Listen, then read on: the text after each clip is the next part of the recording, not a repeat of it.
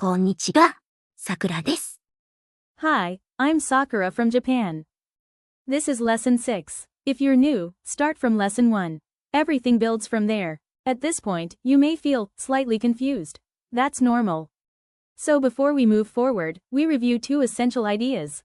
We use the 5 bead when there are not enough 1 beads. For example, 2 plus 3. You only have 2 1 beads. Not enough. So, you add 5 temporarily, then subtract the difference between 5 and 3. That difference is 2, so the process becomes plus 5, then minus 2. As mentioned before, the relationship between 5 and other numbers is critical.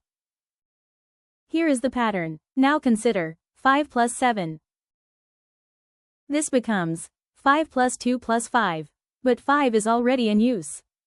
So we adjust. First, add 2. Then, subtract the difference between 10 and 5. That is 5. Finally, add 10. Next, 8 plus 9. Here, we focus on 9. First, subtract the difference between 10 and 9. Then, add 10.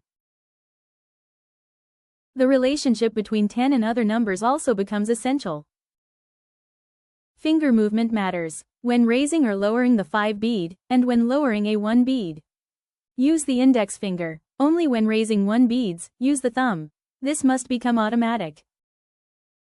You do not need to memorize every pattern. What matters is this: the relationship between 5 and other numbers, and between 10 and other numbers. You may have noticed something. We are doing addition, but we are constantly adding and subtracting. Your brain may feel like scrambled eggs. That's fine. You are the one in control. Each bead has its character. When you move them correctly, the result appears. Now, we practice adding 3. 3 equals plus 5 minus 2. 3 equals minus 2 minus 5 plus 10. 1 plus 3. 2 plus 3. Not enough 1 beads. So we use plus 5, then minus 2. 3 plus 3. 4 plus 3. Same method. Plus 5, then minus 2.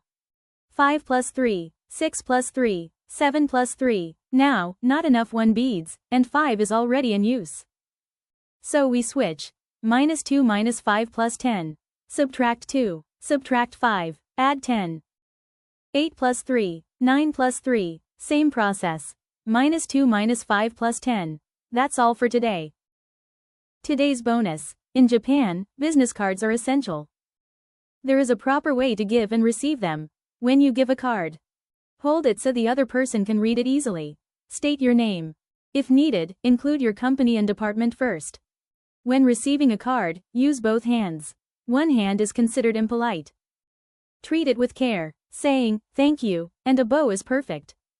You may follow your own style. A bow is not required. But when interacting with Japanese people, it leaves a positive impression. See you next time. またね。